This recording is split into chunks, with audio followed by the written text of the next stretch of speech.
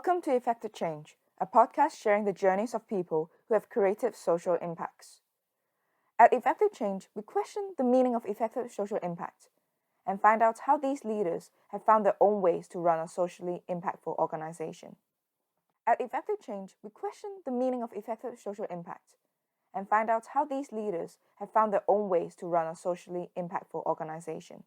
Hi everyone, I am Natalie and we have Consuelo here today and we are hosting today's episode. We hope everyone's doing well wherever they may be.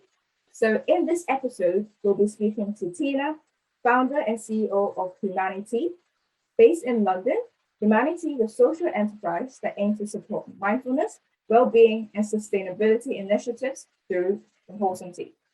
Renowned as the UK's first chilled ready-to-drink plant-based tea latte, they have sold at co-working spaces, Borough Market, Deliveroo, Uber Eats, online via Good 60, and recently at the British Library. So, Tina, we are thrilled to have you speaking with us today.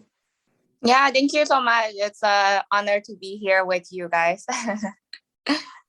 Awesome. Well, to start off, we'd love to know you a bit better through asking some quick-fire questions.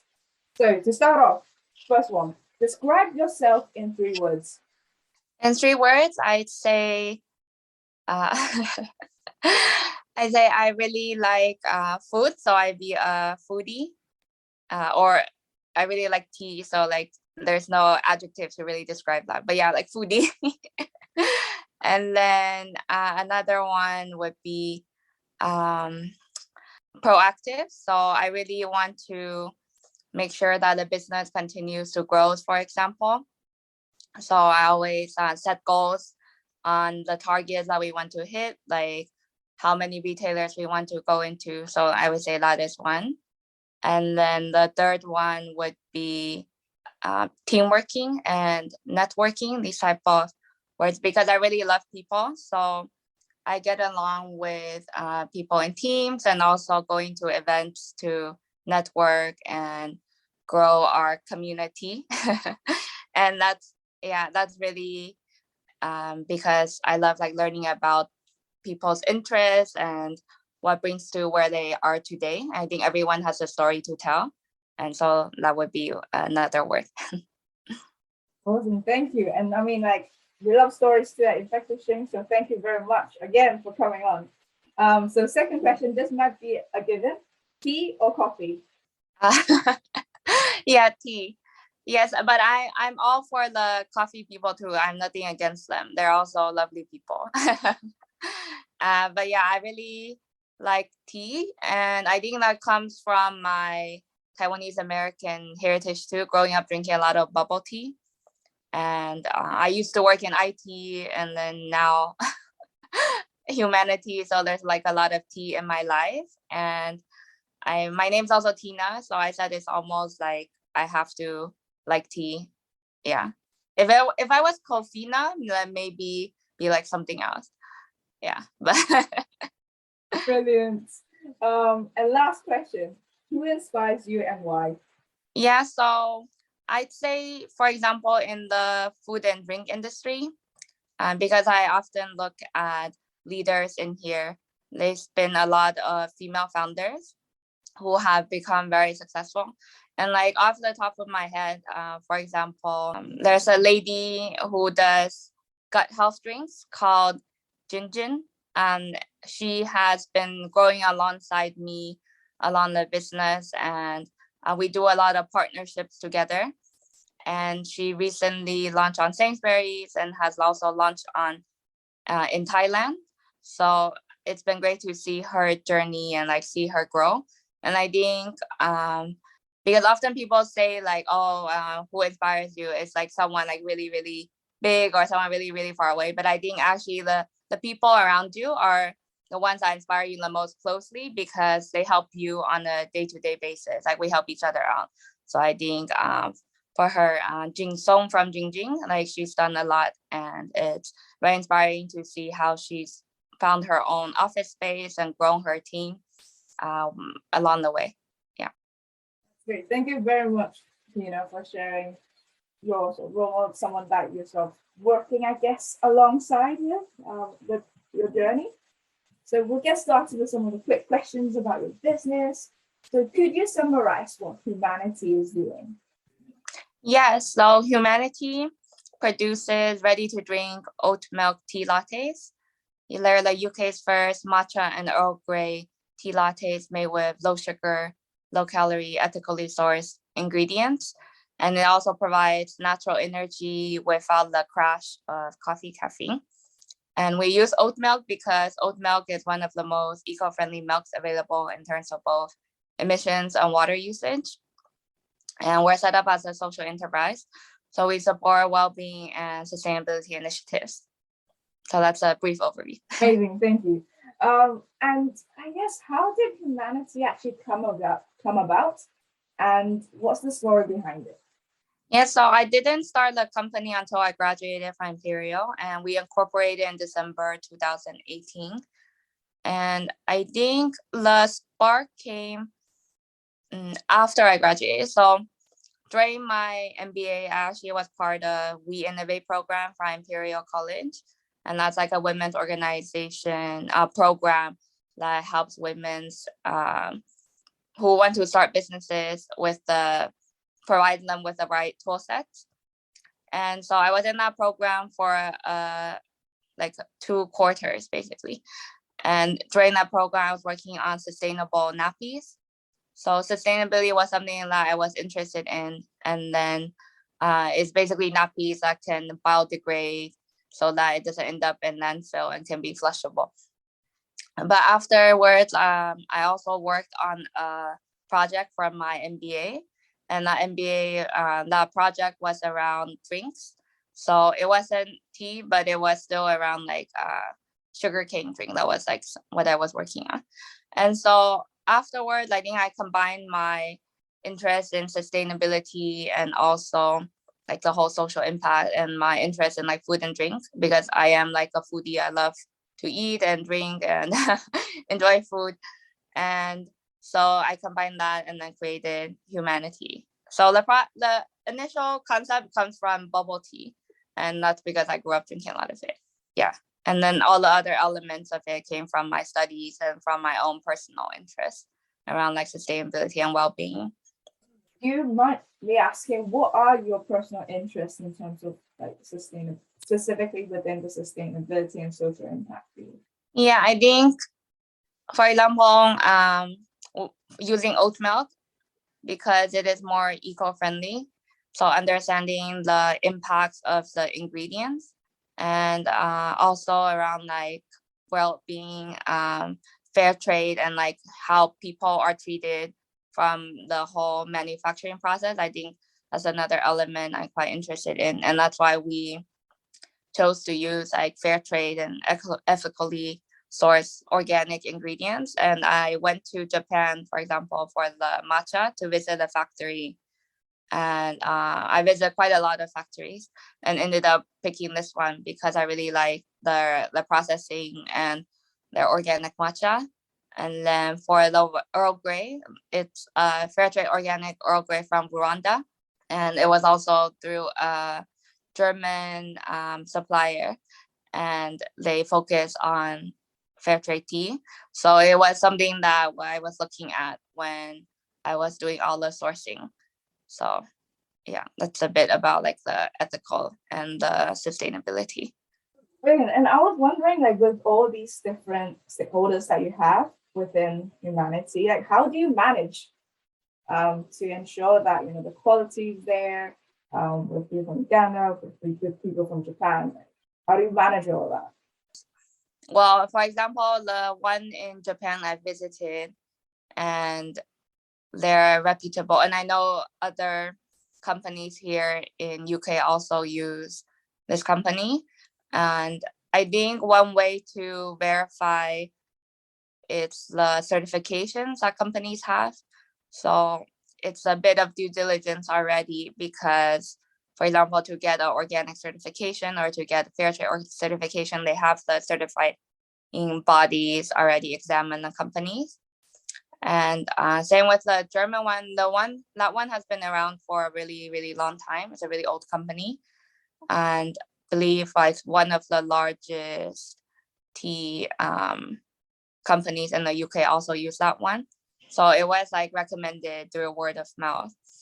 And yeah, like all the other companies have kind of been recommended through word of mouth too. So it shows that word of mouth still goes a long way in the food and drink industry, and especially with like factories, because sometimes it's quite hard to find factories, but there are websites where you can find it. And yeah, it's called BCMPA, in case people are interested to find the factory.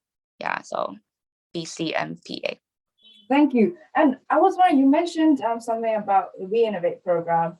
Surprisingly, I'm actually on it at the moment with another venture I'm doing, but that's besides the point. But currently as a female founder yourself, what sort of hurdles and challenges do you have within the saturated drink industry, and how do you actually come about that in terms of combating the different challenges you have? Yeah, so actually for food and drink industry is quite collaborative, and I think that's why I like the industry as well. So people are quite open to helping each other out. And I have like a group of people that I know that I met through food and drink events. Because in London, the community is actually not super big. So it's quite close knit and people all know each other. And yeah, so like whenever I have questions or other people have questions, we just WhatsApp each other, or we'll do like a quick DM on Instagram. And for example, last week I did a talk with a charity called PAWA. It's a women's organization supporting education for children in Asia. And in that program, I did a panel discussion with two other female food and drink leaders. One is like Nisha from Mowgli, and the other is Judy from Soulbird. And so with that conversation, basically it shows that there's such a strong community of female founders. And for example, a group of people came all the way from Northampton just to see me do the talk. And I was like very happy to to see them in London and for them to come and support me. So yeah, it's quite a very supportive community. But I think like what people often think that women leaders face in starting business would be like investment. I personally have done mainly grant funding and also bootstrapping. And I've also done equity-free crowdfunding, but that's different than equity crowdfunding, obviously. And so it's a pre-sale of the products, and there was a group of like friends, family, and also weak ties. So I think it's slightly different than raising from an angel or a VC. So personally, in terms of like obstacles, it wouldn't be directly being female, but I have had obstacles in other like situations like logistics, supply chain, and trademarks, things like that. Oh no, I feel like, I mean, currently, Tina, are you still working as on your own? Do you have other people in your team, or are you still a solo entrepreneur at the moment? Yeah, I'm currently working on my own. I had a part-time employee for 6 months through Kickstarter, and it's the first time I had an employee like did the whole process of onboarding and paying someone. So yeah, it's very exciting. And also she was very good and motivated, and I really like that about her. It's like Megan. And yeah, the Kickstarter program is really good because they bring on people who are between 18 to 24-year-old, and it's also paid for by the government. So I was able to bring her on for 6 months and get all the money reimbursed. And she was working on social media and those like TikTok videos. So since she's left, I haven't had time to work on the TikTok anymore because she was doing all the TikTok, the blogging, as well as the PR and press releases. So yeah, it'd be great to have her back again, but she's now moved on to another job as well. So I'm happy for her, like a full-time job. But yeah, right now just me alone doing all the operation, sales, marketing. And that's what makes me wonder, what's your like day-to-day as a chief tea officer looks like? Yeah, day to day is like just drinking tea all day, pretty much. Just kidding. No, I mean, it really depends. Like some days there, I go to trade shows. The trade shows have started to open again, so it's been quite busy with trade shows to go and seek, business development, see if there's people interested in our humanity. And then I've also do a bit of social media, so like IG posts, Instagram posts, Facebook, and Twitter, and then also some stories. I need to get better with video content because I know that's becoming more and more popular, but that takes a lot of time.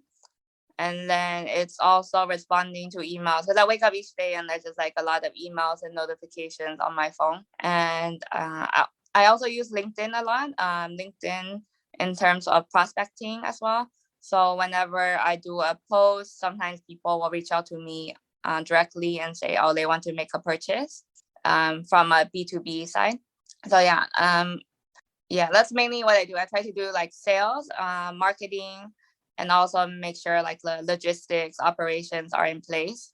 And yeah, mainly what I do on day to day, but also a lot of networking events, which I don't count as really work because I enjoy it. I like to network.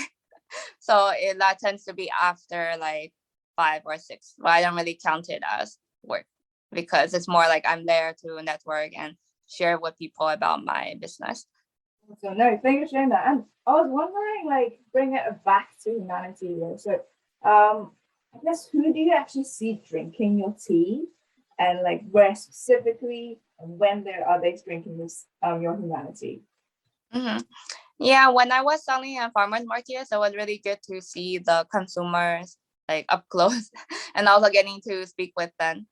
And we found that our target market is actually between 20, like early 20s to 40s.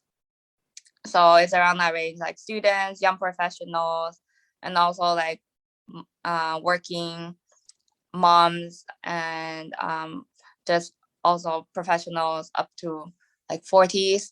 And we found that later on, like people in their 60s and 70s, they seem to have less interest in iced tea. And I think it's because traditionally British people drink tea hot.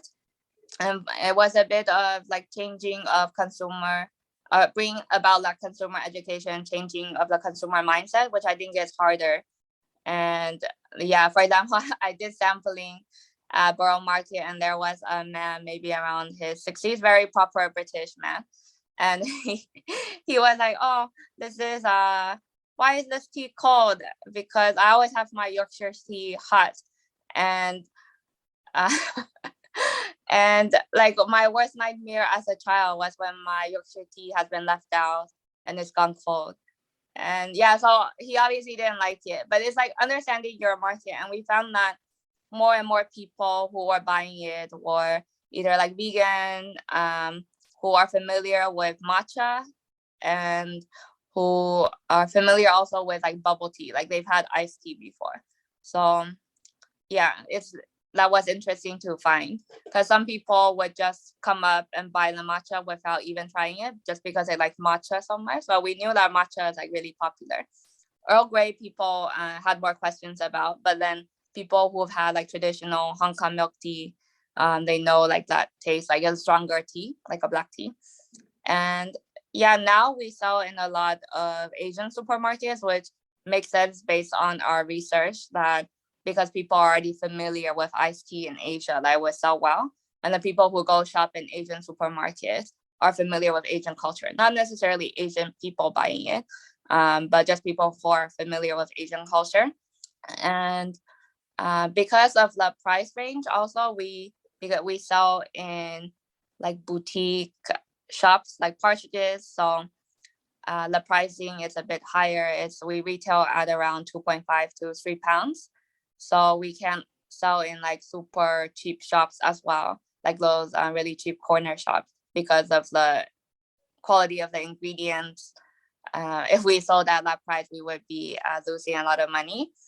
And yeah, so I think understanding that was quite interesting through the in-process experience at the farmers markets, and how that's translated into where we are today now, selling online and selling direct to stores in the UK. And I love how like your sort of face-to-face interaction with different customers and farmers market translated to the new direction of where humanity is going. I think I personally have tried HumaniTea. I think it was the matcha one that I tried, and I really liked it. Even though I'm definitely a hot tea person, I do love my Yorkshire tea and just have it every morning. But I got to say I really enjoyed your HumaniTea, the matcha one that I tried. So one last question: if you were to recommend one of us in the team, would you recommend the matcha one or the Earl Grey? Yeah, good question. A lot of people ask me that. I have the product here actually. So the matcha one or the Earl Grey one, right? So the matcha one has more caffeine. So if you want natural energy in the morning, I say recommend matcha. But also you need to like the matcha flavor because matcha is a bit of a acquired taste. I try to describe it as it's a bit like grassy, but then people get confused. But it really is a bit like earthy taste because it's the whole tea leaf grounded into powder. So it's not an infusion. So when you have matcha, you're eating the tea leaf. So it makes sense that it's a bit like vegetable or grassy. And that's why it also has more caffeine. But because it has amino acid L-theanine, it pairs really well with the caffeine. So you get that energy without the crash. So I think it's good for morning after workout if you want that energy boost. The Earl Grey also has caffeine, but it's not as strong as the matcha because it's an infusion. And if you like more floral taste, I say the Earl Grey because the bergamot flavor really comes out. And then also if you like traditional like Hong Kong style milk tea or more like bubble tea, this tastes more like bubble tea because people often try it and say like, oh, it just reminds me of bubble tea. So based on what people have been telling me, I think, yeah, if you like bubble tea, you'll like the Earl Grey one. Great, thank you. But I say like that would be good for afternoon, like pick me up. So afternoon tea break. And maybe today after work, I'll just go to, so if I saw HumaniTea, I'll definitely try the Earl Grey one because that's the one I haven't tried. I do like some boba tea as well. So a treat for me in the afternoon. But anyway, over to you, Consuela. I just want to start off before going to social impact that I'm kind of curious about because I know that you chose oat milk because it's the most environmentally friendly. But I'm wondering if you have ever considered, you said new flavors, would you consider doing like different milk, sorry, not different milk, choosing different milk for different kind of tea? So maybe, I don't know, like coconut milk with green tea, would that work? Or maybe just like original milk with like breakfast tea? Would you ever consider kind of flavors like that, or you're just gonna stick with oat milk? Yeah, I mean, we're still a young company, so there's always opportunity to come up with new flavors, like new product development. And when we were selling at markets, we also had almond milk, but we just found that the almond milk paired better. I mean, the almond milk didn't pair as well with the matcha, for example. So we ended up doing the oat milk. More people like that one. And then also when I was doing more research, like almond milk seems to take up a lot of water and it wasn't as eco-friendly of a milk. And then also, of course, people have allergies to different things, but like some people have nut allergies. So almond milk wasn't good for that. But yeah, I was looking at like a variety of things. But of course, we can also look at different types of milk. A lot of new milks have come out that are also supposed to be eco-friendly. Like I think hemp milk is quite eco-friendly as well. So that's potentially one. There's some new companies that have launched other vegan milks like potato milk even and pea milk. So it seems like there's more and more different types of milks coming out. So you have to be looking at the cost and their impact and see like and how they pair with the tea as well. And for new flavors, yeah, like we're looking at chai, turmeric, and also maybe rooibos. Rooibos was a flavor that we also had in the market, but we wanted to launch with two because for each SKU, like each flavor, there's a minimum order quantity with the factory, and to reduce costs and also to be more efficient production-wise, we launched with two flavors. The two most popular one, which was matcha and Earl Grey. Yeah. I love chai. I feel like I literally can't wait to try out the new flavors. I was personally super excited when I first see you pull up because um I'm not vegan myself, but I'm lactose intolerant, and I'm obsessed with like milk tea and bubble tea. But usually when I go to the bubble tea, I can't have that bubble tea because they only have the soy option. So when I was like, oh, there's an oat option with milk tea, with matcha and Earl Grey, I was like literally obsessed.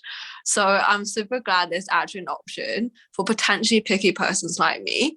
And I also noticed, kind of from my own personal perspective, that it seems that there is a massive growth in like the food and drink industry for like vegan products and also like environmentally conscious products as well. Why do you think this is literally wondering, why do you think there's a massive growth in like this kind of industry, like vegan and sustainable? Do you think there's like some drivers behind it, or? Yeah, I definitely think there's some drivers. I think there's more awareness around climate change. There's been a lot of campaigns around that. And like, for example, on Netflix, documentaries that have come out, and people are just getting more and more aware about where our food is coming from and questioning it. And like in the supermarket, be like, oh, where is it from? Is it sustainable? Is it ethically sourced? So yeah, everything traces back to the origin, the producers, or from the animal. And so people, I think, are more interested in this area now. And challenger brands, smaller brands, have the ability to act quickly to this, versus larger companies, they need to go through a lot of hierarchy and paperwork, for example. And so I think actually it's the challenger brands that are pushing and driving this and leading the larger companies to take action, because they realize that consumers actually want that.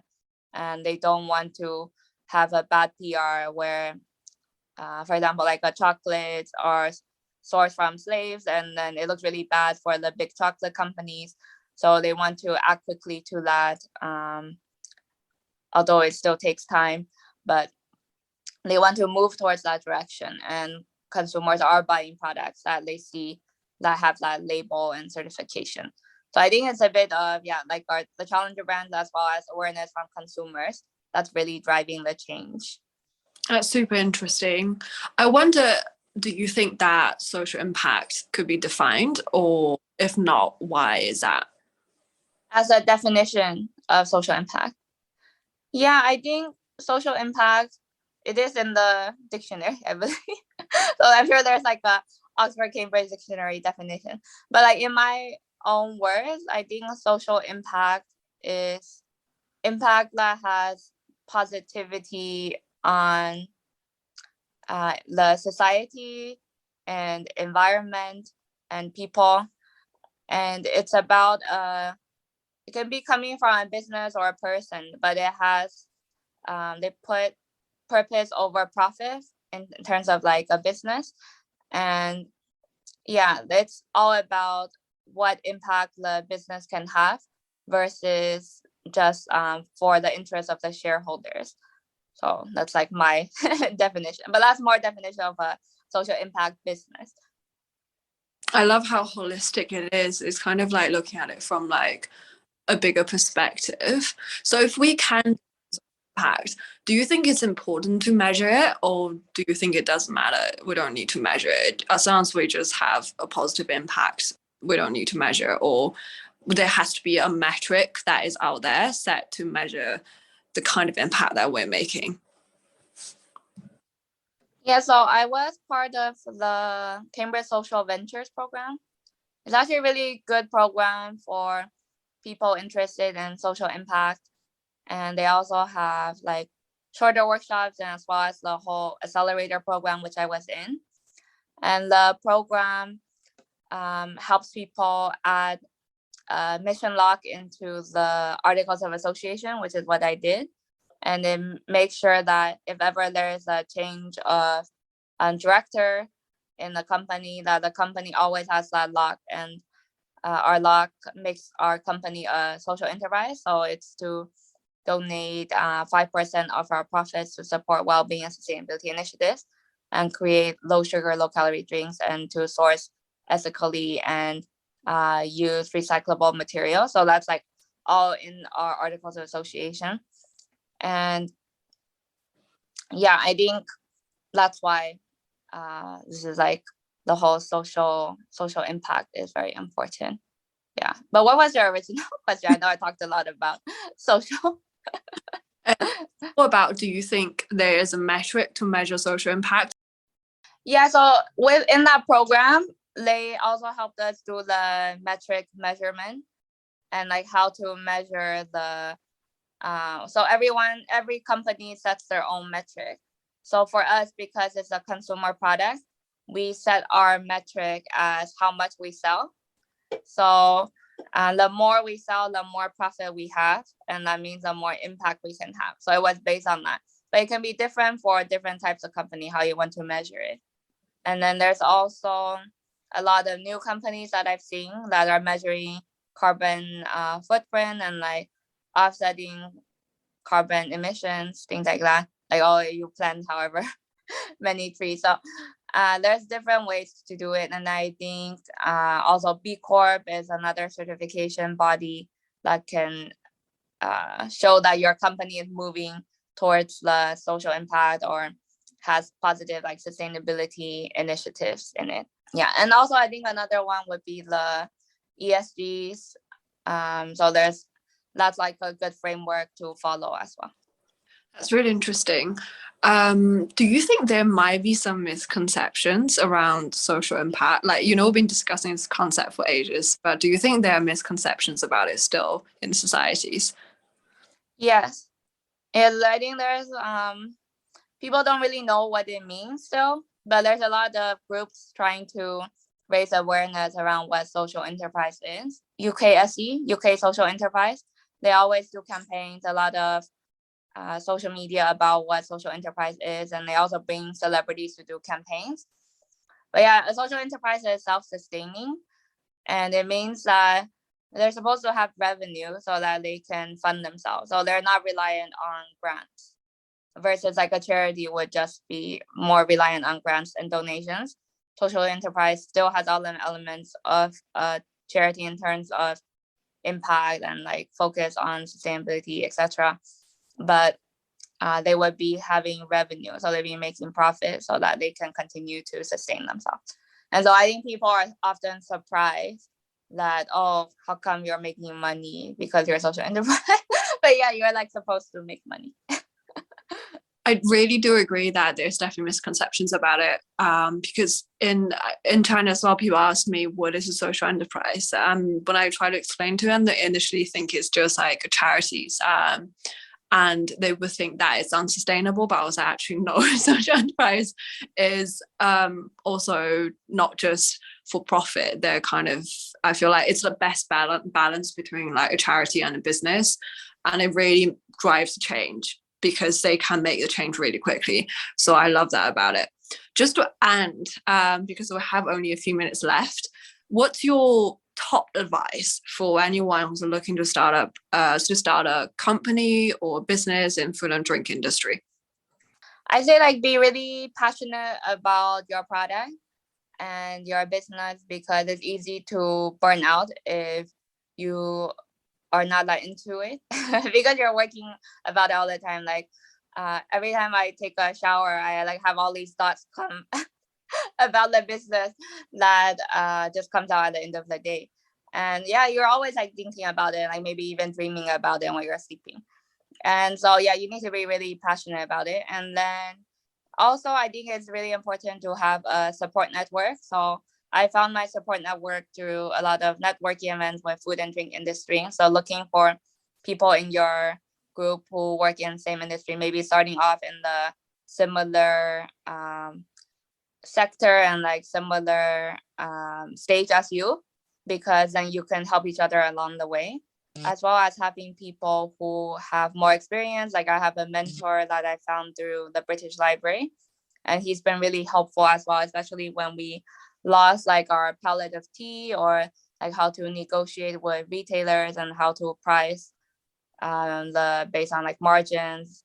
So he was really knowledgeable on that. So I think it's good to have a balance of people like peer mentors as well as mentors who've had like years of experience, who are at another stage now. And yeah, I'd say have that network and then be really passionate, and you should be able to succeed. Nice. So passion is definitely the key to everything. Yeah, for sure. Much, Tina, for this amazing episode. I believe our audience will really listen to it. That's all from us for now. Yeah, thank you so much for having me. I had a lot of fun, and I love sharing my journey with you guys. So thank you for the very exciting, interesting questions too. Thank you. You can now find us on Anchor and Spotify. If you like our discussion, please follow and share. Don't forget to follow Effective Change on LinkedIn and Instagram for exclusive updates and inspirations and memes.